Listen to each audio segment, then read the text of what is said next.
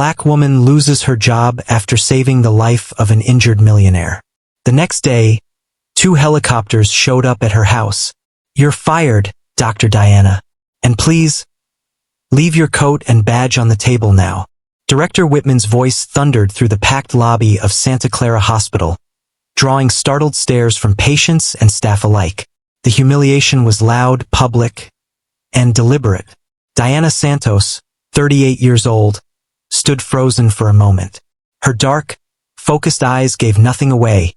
No fear, no outrage, just quiet strength. After a decade of flawless service as head nurse, this was how it ended? Being dismissed like a criminal, escorted out by security in full view of everyone? Whitman wasn't finished. Serious violation of hospital protocol, unauthorized treatment, use of medical resources without prior payment. He spit the words out like venom, face flushed with theatrical fury. Then came the gut punch. "People like you need to learn their place in this institution. People like you." She'd heard those whispers in the corridors before, seen the promotions passed over, felt the sting of eyes that never looked her fully in the face. The coded language wasn't new, but this time it was shouted into the room like gospel. Diana unbuttoned her spotless white coat with slow dignity. "Director Whitman," she replied, voice steady. "I saved a man's life last night. He came in bleeding, semi-conscious. No ID, no insurance." Whitman slammed his thick hand against the desk. "No credit card, no coverage, and you waste this hospital's resources on some indigent?" Her mind flashed back. 11 p.m. She was just wrapping up her shift when the doors burst open. A man stumbled in, torn clothes soaked in blood and mud. He collapsed before anyone moved.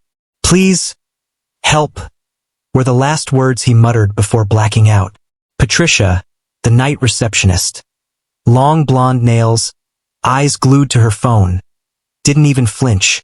No insurance, no treatment. Rules are rules. Diana didn't wait. While others stood in shock, she knelt beside the man. Weak pulse, shallow breath, head trauma suspected. Every bit of her training screamed, "Act now or he dies. Call Dr. Martinez. Prep ER3, she commanded, already applying first aid. "But Dr. Diana, the rules," Patricia began. "To hell with the rules. This man is dying." Now, in the present, she placed her badge on the counter with quiet finality. Security guard Johnson, a kind man who always greeted her with a respectful nod, avoided her eyes as he walked her out. "You'll regret this, Whitman," she said, her voice calm. "One day, you'll understand that I saved more than just a life last night." Whitman laughed. A loud, bitter bark. "The only thing you saved was some homeless bum. Now get out before I call the cops." As Diana pushed through the hospital's revolving doors for the last time, she noticed something off. The usual homeless man who stood outside, the one everyone at the hospital ignored daily, was gone. In his place stood a man in a perfectly tailored suit, murmuring into a sleek, high-end phone, standing exactly where the bum had always been. And what no one, not Whitman, not Patricia, not even security, could have known was this: the man Diana had rescued had a $300,000 Patek Philippe watch strapped to his wrist that night, caked in blood and grime. While Diana was being thrown out like trash, an operation involving private investigators, lawyers, and 2 helicopters was already in motion. Because that man wasn't just anyone. And Diana's act of compassion? It was about to tear down the power structure of one of the most elite hospitals in the state. If this story of injustice, racism, and redemption stirred something in you, subscribe now to find out how a woman who had nothing left, no job, no respect, would soon hold the key to something far greater than she ever imagined. The humble Riverside neighborhood contrasted brutally with the upscale area where Santa Clara Hospital was located. But it was there, sitting in her modest kitchen, that Diana made a decision that would change the course of this story. 3 missed calls from an unknown number flashed on her cell phone. When she finally answered the 4th, a professional and urgent voice surprised her. "Dr. Diana Santos? This is Thomas Reynolds, corporate lawyer for Reynolds and Associates. We need to talk urgently about the patient you treated last night. Corporate lawyer. Diana felt a chill run down her spine. If this is about a lawsuit, I was just doing my job. On the contrary, Dr. Santos, the man you saved, well, let's just say that your actions have consequences that go far beyond what you can imagine. Can we meet in an hour? The downtown coffee shop was bustling with hurried executives when Diana entered, still wearing her hospital uniform, now without her lab coat. Reynolds, an impeccably dressed black man, waved discreetly from a table in the back. The man you saved, he began, pushing a tablet toward her, is Vincent Montenegro, CEO of Montenegro Holdings, one of America's largest healthcare corporations. Diana nearly dropped her coffee. On the screen, a professional photo showed the same face she had cleaned of blood and mud the night before, but he was dressed like a beggar. Yes, Vincent has this peculiar habit of hiking alone without security to clear his mind.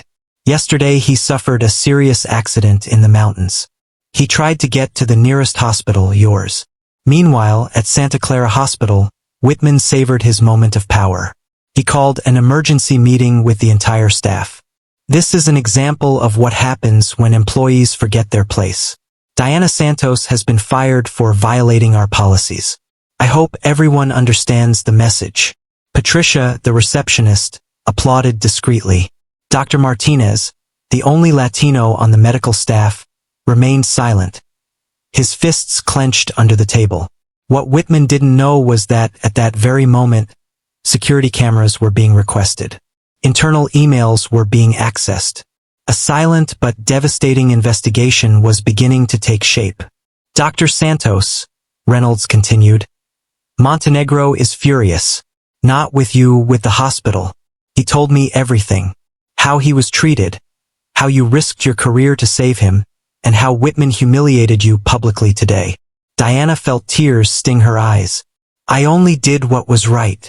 And that's exactly why he wants to help you. But we need to act strategically. Whitman is known for his political connections. We can't just sue him. Over the next few days, while Diana dealt with overdue bills and the uncertainty of unemployment, a meticulous operation unfolded behind the scenes. Montenegro, still recovering in a luxury hospital suite, personally coordinated every move. I want to know everything about Whitman, he ordered his team. Every patient turned away, every case of discrimination, every penny embezzled. And I want proof. The investigation revealed a disturbing pattern. Over the past 5 years, 89% of Black and Latino patients without premium insurance had been turned away at Santa Clara. Curiously, substantial donations were made to the political campaign of the mayor, Whitman's cousin, shortly after each budget reorganization. Meanwhile, Diana received cruel messages from former colleagues. Patricia posted on Facebook, "Some people need to learn that rules are there for a reason. #JusticeServed." The post had 47 likes, most from the hospital administration. But there was dissent. Security guard Johnson sent a private message. Dr. Diana, I have something you need to see. Camera recordings. Whitman doesn't know the system records audio as well. On the recording, Whitman's voice was clear. That arrogant black woman needs to learn her place. I've been looking for a reason to get rid of her for a long time. She saved a beggar. Perfect. The net was closing in, but Whitman remained confident. At a charity dinner, he toasted investors. Santa Clara has never been better. We've eliminated the problem elements. Our profit margin is up 15% this month. What those powerful men didn't realize was that the waiter serving champagne was wearing a small camera in his lapel, and every word of Whitman's toast was being broadcast live to a team of lawyers 3 blocks away. What seemed like a humiliating defeat was about to become the greatest lesson that Santa Clara Hospital, and the entire elitist healthcare system it represented, would ever learn.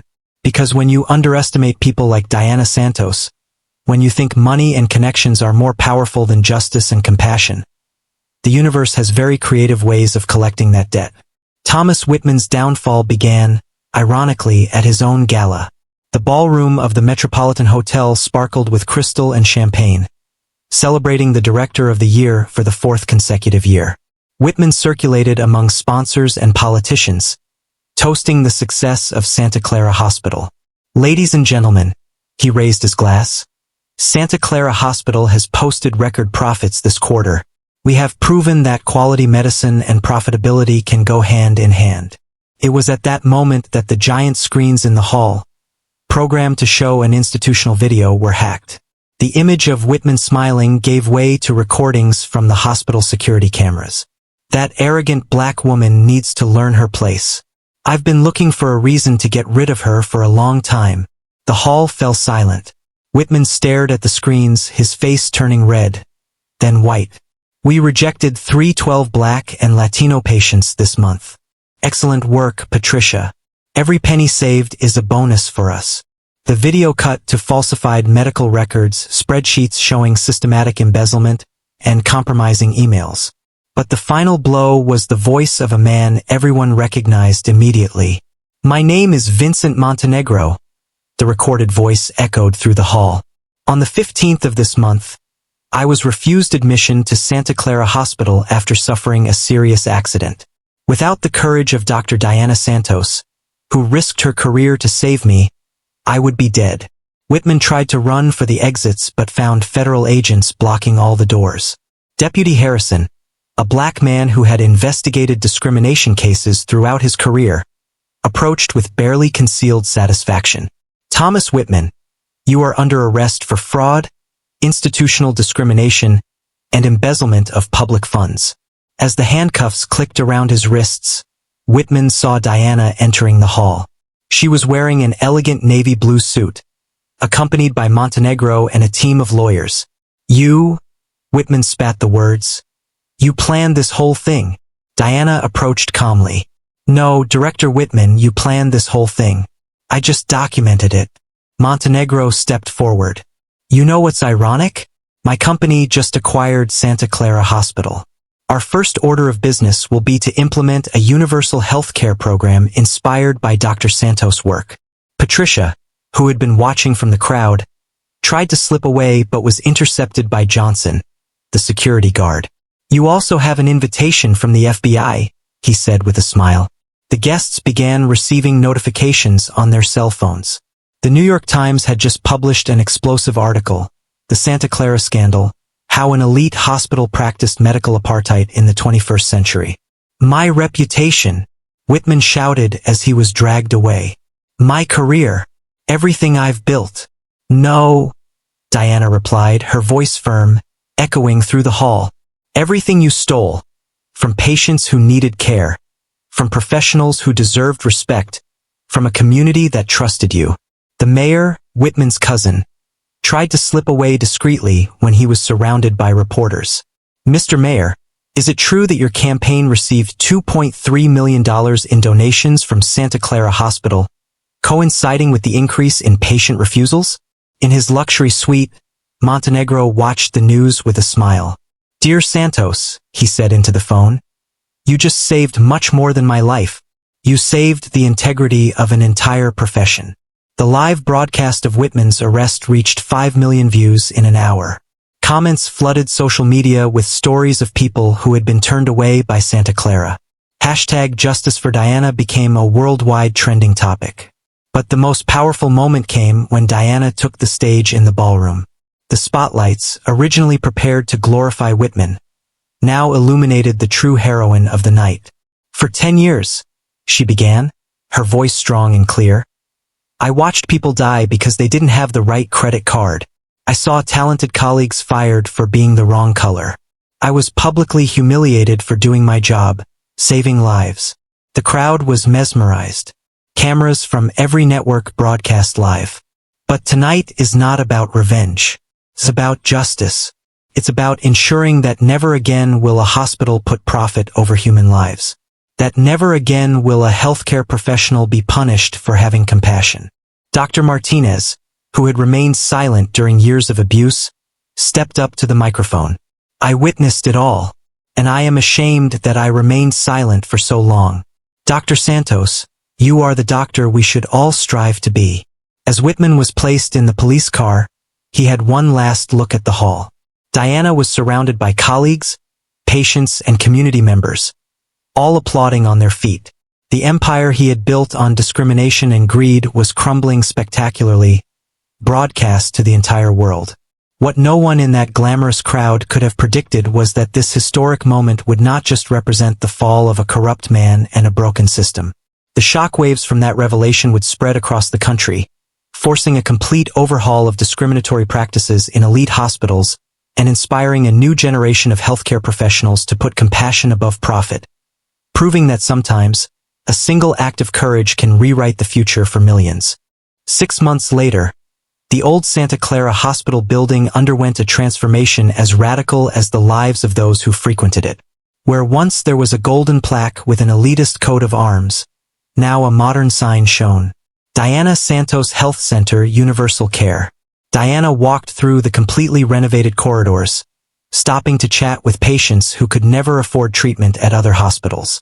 Her new position as medical director came with a 7-figure salary, but the real pay was in the grateful eyes of the people who were finally receiving dignified care. Dr. Santos, Johnson approached, now head of security with triple his previous salary. The waiting list for appointments is already over 1,000 people. It seems that news of our free care program has spread quickly. Diana smiled. Great. That's exactly what we want. At the front desk, where Patricia once rejected patients with cruel glee, now worked Maria Gonzalez, a bilingual nurse who had been fired from Santa Clara for not fitting in. She treated every person with the same respect, regardless of their appearance or bank account. Dr. Martinez, promoted to chief of the emergency department, approached with a tablet. Diana, we just received another anonymous donation. 5 million this time. The anonymous donors were actually former sponsors of Santa Clara Hospital, desperate to clean up their images after the scandal. Montenegro had ensured that every penny was traceable and public. Meanwhile, in a federal cell 300 kilometers away, Thomas Whitman was discovering the true meaning of humiliation. Sentenced to 15 years for fraud, discrimination, and embezzlement, he was now cleaning toilets in prison.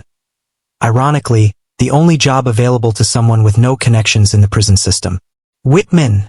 shouted a guard. "Visitors for you." Hopeful for any contact with the outside world, Whitman rushed to the visiting room. His heart sank when he saw who was there. Johnson, his former security guard, impeccably dressed. "I came to give you this in person," Johnson said, sliding an envelope across the table. "It's the invitation to the hospital renaming ceremony." Dr. Santos insisted.